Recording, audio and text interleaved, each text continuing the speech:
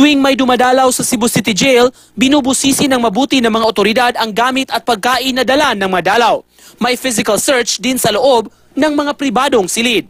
At 3 sa mga dumalaw sa kulungan kahapon na bisto na nagtangka raw magpuslit ng kontrabando. Pasado alas 9 ng umaga, nasita ang 44 anyos na si Estelia Orculio. Nakuha sa kanya ang aabot sa 100 gramo ng pinaniniwalaang shabu na itinago sa loob ng kanyang ari. Mag-aalas 10 naman ng umaga, si Rosalina Bailosis naman ang nahuli. Inilagay rin niya sa kanyang ari ang isang selyadong maliit na pakete na may lamang pinaniniwalaang shabu, sigarilyo at maliliit na plastik. Pasado alas 10 naman ng umaga, dumating si Tenny Oano na nakuha na naman ng 10 ampules ng Nubane na ibinalot sa kondom at inilagay rin sa pribadong bahagi ng kanyang katawan. A matter of minutes lang, ang usa na sad ang nadakpan. Actually, nag-company siya, nag-sinyas pa ni siya ang kauban nga nadakpan siya. Wala lang siguro kakuha sa iyang pasabilis o nagpadayon gihapon og sulod.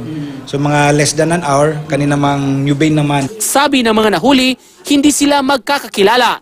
Pinag-utusan lang din daw silang dalhin ang kontrabando kapalit ng bayad sa kanila. Alam ko, wala lang nilaing kakuha ng... Kakuha na, kayo na ba yan? Pila na rin mo na nabuhat ni? Palusot diri siya po. Tagsara mo ko na sir, bago pa man ko anak ko. May lang choice o. Kung sa kawadun. Nakay-bisita ko. Dili kasi may madalaw on diri ma'am. Pusod. Ha? Naagni lang tas kuan ba, dinagkong kwarta, naagni ba? Kinsa man po hatagan ko ni mo ani sa sama.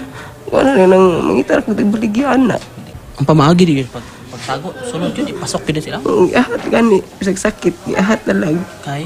Ito, nag-iskuan on kwarta. Nangako ang tagapamahala ng City Jail na patuloy nilang hihigpitan ang searching procedures upang maiwasan ang ganitong mga insidente. Mahaharap sa kaukulang kaso ang mga nahuli. Dudabli nga mga dalaw, gamitan man gud nato og salamin. Nagprotrude na sad ni ang plastic. Nagprotrude sa iyang kinataho. Nico Sireno, Nagbabalita, Pilipinas.